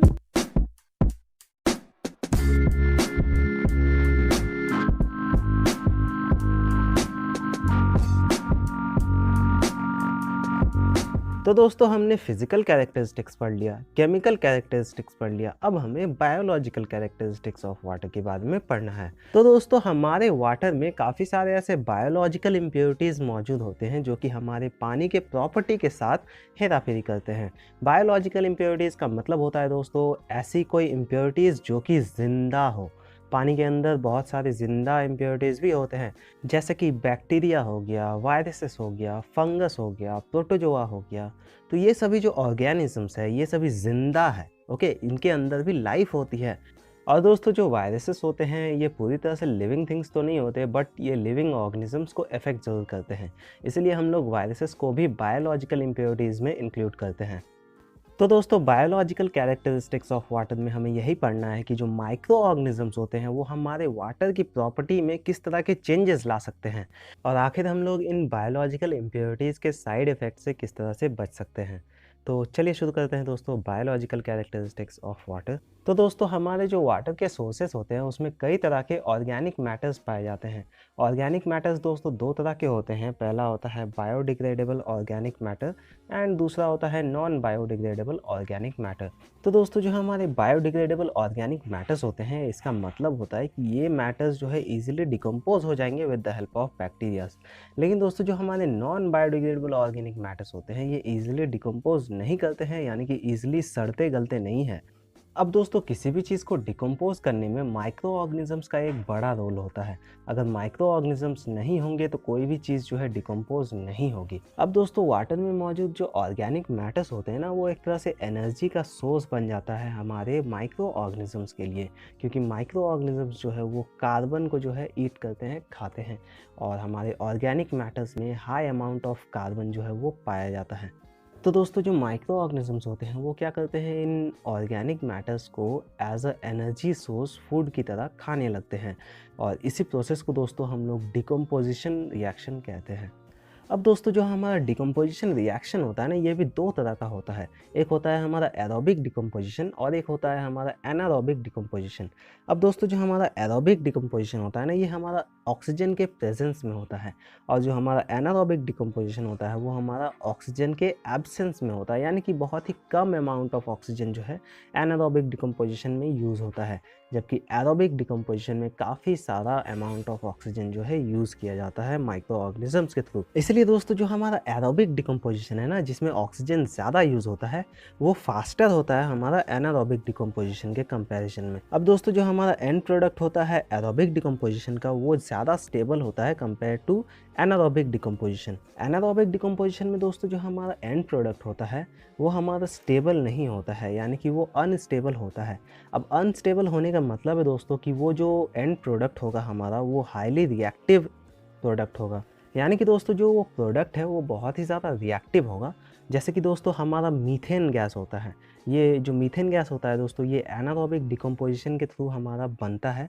अब मीथेन गैस जो होता है दोस्तों, आप तो जानते हैं ये हमारे गैस सिलेंडर्स में पाया जाता है और ये कितना रिएक्टिव होता है हमारा, कि आग इसमें बहुत ही जल्दी कैच कर लेता है। तो इसलिए दोस्तों जो हमारा एंड प्रोडक्ट निकलता है एनारोबिक डिकम्पोजिशन के थ्रू, वो हमारा अनस्टेबल होता है। अब दोस्तों इनडायरेक्टली कहने का मतलब है कि किसी भी वाटर सोर्स में हमारा ऑर्गेनिक मैटर प्रेजेंट होना बहुत ही कॉमन सी बात है। अब दोस्तों उन ऑर्गेनिक मैटर्स को डिकम्पोज करने के लिए माइक्रो ऑर्गेनिजम्स की ज़रूरत पड़ती है। तो हमारे वाटर में माइक्रो ऑर्गेनिजम्स भी होते हैं, लेकिन दोस्तों कई सारे ऐसे माइक्रो ऑर्गेनिजम्स होते हैं जो हमारे लिए हेल्पफुल साबित होते हैं, लेकिन कई सारे ऐसे भी होते हैं जो हमारे लिए हार्मफुल साबित होते हैं, यानी कि हमारे लिए खतरनाक होते हैं। अब दोस्तों जो माइक्रो ऑर्गेनिजम्स हमारे लिए खतरनाक होते हैं, उन्हें हम लोग पाइथोजेंस बोलते हैं, और यही पाइथोजेंस हमारे लिए बीमारियों का कारण भी बनता है। तो इसलिए हम लोग वाटर में पाइथोजेंस को अलाउ नहीं करते हैं, और इसके लिए दोस्तों हमें वाटर को पाइथोजन फ्री बनाने की ज़रूरत पड़ती है। तो दोस्तों चलिए पता करते हैं कि आखिर किस तरह से किसी भी वाटर सैंपल के अंदर हम लोग पाइथोजेंस की क्वांटिटी को पता करते हैं। तो दोस्तों हमारे पानी के अंदर बहुत सारे टाइप्स ऑफ पाइथोजेंस मौजूद होते हैं, एक टाइप का पाइथोजन मौजूद नहीं होता। तो इसीलिए दोस्तों हर एक टाइप के पाइथोजन के बारे में स्टडी कर पाना बहुत ही ज़्यादा कॉस्टली पड़ जाता है, खर्चीला पड़ जाता है। तो इसीलिए दोस्तों हम लोग एक जुगाड़ लगाते हैं, और पाइथोजन की क्वांटिटी को पता करने के लिए हम लोग किसी और मीडियम का यूज़ करते हैं, और वो मीडियम है दोस्तों कॉलीफॉर्म बैक्टीरिया। क्योंकि दोस्तों जो कॉलीफॉर्म बैक्टीरियाज होते हैं ना, वो हमारे पाइथोजेनिक माइक्रो ऑर्गेनिजम्स के प्रेजेंस को दर्शाते हैं, यानी कि जहाँ जहाँ हमारा कॉलीफॉर्म बैक्टीरिया प्रेजेंट होगा, वहाँ वहाँ हमारा पाइथोजेनिक माइक्रो ऑर्गेनिजम्स भी प्रेजेंट होगा। और यार जहाँ जहाँ हमारे कॉलीफॉर्म बैक्टीरियाज प्रेजेंट नहीं होते हैं, वहाँ पर हमारे पाइथोजेनिक माइक्रो ऑर्गेनिजम्स भी प्रेजेंट नहीं होते हैं। तो इसलिए जो कॉलीफॉर्म बैक्टीरिया है दोस्तों, वो एक तरह से कॉमन लिंक बन जाता है हमारा पाइथोजेनिक बैक्टीरियाज को डिटेक्ट करने के लिए। तो इसलिए दोस्तों हम लोग कभी भी वाटर में पाइथोजेनिक बैक्टीरियाज को काउंट नहीं करते हैं। इंस्टेड ऑफ काउंटिंग पाइथोजेनिक बैक्टीरियाज, हम लोग जो है कॉलीफॉर्म बैक्टीरियाज को काउंट कर लेते हैं, और उसी से हमें पता चल जाता है कि वाटर में पाइथोजेंस प्रेजेंट है या नहीं। तो दोस्तों मोस्टली जो कॉलीफॉर्म बैक्टीरियाज होते हैं, ये हमारे लिए हार्मलेस होते हैं, ये हमारे लिए हार्मफुल नहीं होते हैं। कॉलीफॉर्म बैक्टीरियाज दोस्तों सभी जगह में पाए जाते हैं। आपके हाथों में भी कॉलीफॉर्म बैक्टीरिया होता है, आपके फेस में कॉलीफॉर्म बैक्टीरिया होता है, इवन दो आप जो पूप निकालते हैं सुबह सुबह, उसमें भी कॉलीफॉर्म बैक्टीरिया होता है, आपके स्मॉल इंटेस्टाइन में भी कॉलीफॉर्म बैक्टीरिया होता है। तो दोस्तों कॉलीफॉर्म बैक्टीरिया जो है वो इनडायरेक्टली आप कह सकते हैं कि कॉलीफॉर्म बैक्टीरियाज का प्रेजेंस या एब्सेंस हमारे पाइथोजेनिक माइक्रो ऑर्गेनिजम्स के प्रेजेंस या एब्सेंस को दर्शाता है। तो दोस्तों इसलिए हमें थोड़ा सा कॉलीफॉर्म बैक्टीरियाज के बारे में जानने की ज़रूरत है। तो चलिए देखते हैं कि कॉलीफॉर्म बैक्टीरियाज आखिर क्या होते हैं। तो दोस्तों जो हमारे कॉलीफॉर्म बैक्टीरियाज होते हैं ना, ये जनरली हमारे लिए हार्मलेस होते हैं, यानी कि ये हमारे लिए खतरनाक नहीं होते। जो कॉलीफॉर्म बैक्टीरियाज होते हैं दोस्तों, ये सभी तरह के वार्म ब्लडेड लिविंग ऑर्गेनिजम्स के अंदर पाए जाते हैं। ये उनके स्मॉल इंटेस्टाइन में पाया जाता है, आपके हाथों में भी कॉलीफॉर्म बैक्टीरियाज पाया जाता है, और आपके फेस में भी कॉलीफॉर्म बैक्टीरिया पाया जाता है। तो दोस्तों जो कॉलीफॉर्म बैक्टीरिया होता है ना, ये एक बैक्टीरिया का फैमिली होता है। इसके अंदर कई सारे बैक्टीरियाज के ग्रुप्स मौजूद होते हैं। फॉर एग्जांपल ए कॉली होता है, बी कॉली होता है, सी कॉली होता है, ई कॉली होता है। कॉली का मतलब हमारा कॉलीफॉर्म बैक्टीरिया, कॉलीफॉर्म को यहाँ पर शॉर्ट में कॉली बोला जा रहा है। ओके, तो दोस्तों ये सभी कुछ बैक्टीरियाज के नाम हैं जो कि हमारे कॉलीफॉर्म फैमिली से बिलोंग करते हैं। और इनमें से दोस्तों जो हमारा ई कॉली ग्रुप है ना, ई कॉली बैक्टीरिया, वो हमारा most common form of coliform bacteria है, जो कि हमारे पाइथोजेंस को इंडिकेट करता है इन वाटर में। तो ई कॉली बैक्टीरिया जो है वो हमारा मोस्ट कॉमन है, किसके लिए? पाइथोजेंस के इंडिकेशन के लिए। ओके, तो दोस्तों इसीलिए हमारे वाटर के अंदर पाइथोजेनिक बैक्टीरियाज के प्रेजेंस या एब्सेंस को पता करने के लिए हमें कॉलीफॉर्म बैक्टीरियाज के प्रेजेंस या एब्सेंस को पता करने की ज़रूरत पड़ती है। और ये आखिर कैसे किया जाता है? इसको करने के लिए दोस्तों हम लोग कॉलीफॉर्म टेस्ट का यूज़ करते हैं। कॉलीफॉर्म टेस्ट जो है दोस्तों वो 3 टाइप्स के होते हैं। पहला है हमारा मेम्ब्रेन टेस्ट, दूसरा है हमारा एमपीएन टेस्ट यानी कि मोस्ट प्रोबेबल नंबर टेस्ट, और तीसरा है दोस्तों हमारा कॉलीफॉर्म इंडेक्स टेस्ट। तो चलिए दोस्तों इन तीनों टेस्ट के बारे में थोड़ा सा डिटेल में जानते हैं। सबसे पहले आता है हमारा मेम्ब्रेन टेस्ट। तो मेम्ब्रेन टेस्ट क्या होता है, चलिए देखते हैं। तो दोस्तों जो मेम्ब्रेन टेस्ट होता है ना, इसमें बेसिकली होता क्या है कि हम लोग एक वाटर का सैंपल लेते हैं और उसको एक थिन स्टीराइल मेम्ब्रेन के थ्रू पास करते हैं। आप देख सकते हैं किस तरह का स्टीराइल मेम्ब्रेन होता है, यहाँ पर हमारा वीडियो में शो हो रहा है। अब दोस्तों यहाँ पर क्या होता है कि हमारा जो स्टीराइल मेम्ब्रेन है ना, इससे हमारा वाटर तो पास कर जाता है, लेकिन जो माइक्रो ऑर्गेनिजम्स है ना, वो पास नहीं कर पाता है। यानी कि ये स्टीराइल मेम्ब्रेन हमारे माइक्रो ऑर्गेनिजम्स को वाटर से फिल्टर आउट कर देता है। तो दोस्तों अभी हमने जो है वाटर सैंपल से माइक्रो ऑर्गेनिजम्स को अलग कर लिया है। है, अब बारी आती है माइक्रो ऑर्गेनिजम्स को काउंट करने की। तो यहाँ पर दोस्तों मैंने आपको पहले ही बताया कि हम लोग पाइथोजेनिक बैक्टीरियाज़ को काउंट नहीं करते हैं, बल्कि हम लोग कॉलीफॉर्म बैक्टीरियाज़ को काउंट करते हैं। अब दोस्तों कॉलीफॉर्म बैक्टीरियाज़ को काउंट करने के लिए हमें उसे सबसे पहले एक एम इंडो मीडियम में न्यूट्रिशन प्रोवाइड करना पड़ता है, और उसे हम लोग एक इंक्यूबेटर में रखते हैं 20 डिग्री सेल्सियस पर फॉर 48 आवर्स, और या फिर अगर हमें जल्दी करना है तो 37 डिग्री सेल्सियस पर रखते हैं फॉर 24 आवर्स। अब जो ये दोस्तों इंक्यूबेटर है ना, ये एक तरह का मशीन है जिसमें कि कॉलीफॉर्म बैक्टीरियाज़ को एक हैबिटेबल इन्वायरमेंट मिलता है, एक हैबिटेबल जोन मिलता है, जिससे कि वो लोग अच्छे से अपना ग्रोथ कर सकते हैं, रिप्रोडक्शन कर सकते हैं। अगर सीधे-सीधे बात करें तो दोस्तों जो ये इंक्यूबेटर है ना, ये एक तरह का मशीन है जिससे कि हम लोग अंडे से मुर्गी निकालते हैं। ओके, तो ये वही मशीन है जिससे कि हम लोग अंडे को मुर्गी में कन्वर्ट करते हैं। तो आपने सुना है ना, जो अंडे होते हैं उसे किसी मशीन में डाल करके हम लोग उससे चूज़ा निकालते हैं, मुर्गी का बच्चा निकालते हैं। तो ये वही मशीन है। इसमें क्या होता है दोस्तों, अंडे को एक प्रॉपर एनवायरनमेंट मिलता है जिससे कि वो मुर्गी में कन्वर्ट हो जाता है। तो यही है दोस्तों हमारा इंक्यूबेटर मशीन। अब इसमें क्या होता है दोस्तों, हम लोग कॉलीफॉर्म बैक्टीरियाज़ को प्लेस करते हैं और उसे हम लोग 20 डिग्री सेल्सियस पर 48 आवर्स के लिए या फिर 37 डिग्री सेल्सियस पर 24 आवर्स के लिए रखते हैं, जिससे कि हमारा जो कॉलीफॉर्म बैक्टीरिया है ना, वो अच्छे से वहाँ पर रिप्रोड्यूस हो पाता है और उसका ग्रोथ वहाँ पर अच्छे से हो पाता है। अब दोस्तों उसका ग्रोथ होने से हमें जो है वो कुछ इस तरह से हमें दिखाई देता है। ये जो थिन मेम्ब्रेन है आप देख सकते हैं, यहाँ पर कॉलीफॉर्म बैक्टीरियाज जो है वो अच्छे से ग्रो हो चुके हैं। अब हम लोग दोस्तों इसे माइक्रोस्कोप के अंदर रख के आसानी से कॉलीफॉर्म बैक्टीरियाज के नंबर्स को काउंट कर सकते हैं। अब दोस्तों इस मेम्ब्रेन के ऊपर आपको कुछ डॉट लाइक धब्बे धब्बे नजर आ रहे हैं। ये जो धब्बे हैं ना दोस्तों, ये हमारे बैक्टीरिया के कॉलोनीज हैं। यहाँ पर जितने भी कॉलोनीज है दोस्तों, ये एक एक बैक्टीरिया से मिलकर के बने हुए होते हैं। ये बैक्टीरियाज ही होते हैं जो कि बाद में ग्रो करके एक कॉलोनी को फॉर्म करते हैं। तो इसलिए हम लोग सभी डॉट्स को जो है माइक्रोस्कोप के अंदर काउंट कर लेते हैं, जिससे कि हमें कॉलीफॉर्म बैक्टीरियाज के नंबर्स के बारे में जो है पता चलता है, और हमें पता चल जाता है कि कितनी क्वांटिटी में जो है यहाँ पर कॉलीफॉर्म बैक्टीरियाज मौजूद है इस प्रॉपर वाटर सैंपल में। तो दोस्तों आई होप आपको समझ में आ गया होगा कि जो मेम्ब्रेन टेस्ट होता है वो आखिर किस तरह से परफॉर्म किया जाता है हमारे कॉलीफॉर्म बैक्टीरियाज की क्वांटिटी को नापने के लिए। तो दोस्तों अब हम लोग आगे बढ़ते हैं अपने नेक्स्ट टेस्ट में, जो कि है हमारा MPN टेस्ट, जिसका फुल फॉर्म है दोस्तों मोस्ट प्रोबेबल नंबर टेस्ट। तो चलिए देखते हैं कि MPN टेस्ट आखिर क्या होता है। अब दोस्तों हमारा जो MPN टेस्ट है ना, इसमें क्या होता है कि हम लोग 4 टेस्ट ट्यूब्स लेते हैं और उनको जो है हम लोग नाम दे देते हैं test tube A, test tube B, test tube C, test tube D। और इसमें क्या करते हैं दोस्तों, हम लोग 9 ml ऑफ डिस्टिल वाटर हर एक टेस्ट ट्यूब में डालते हैं।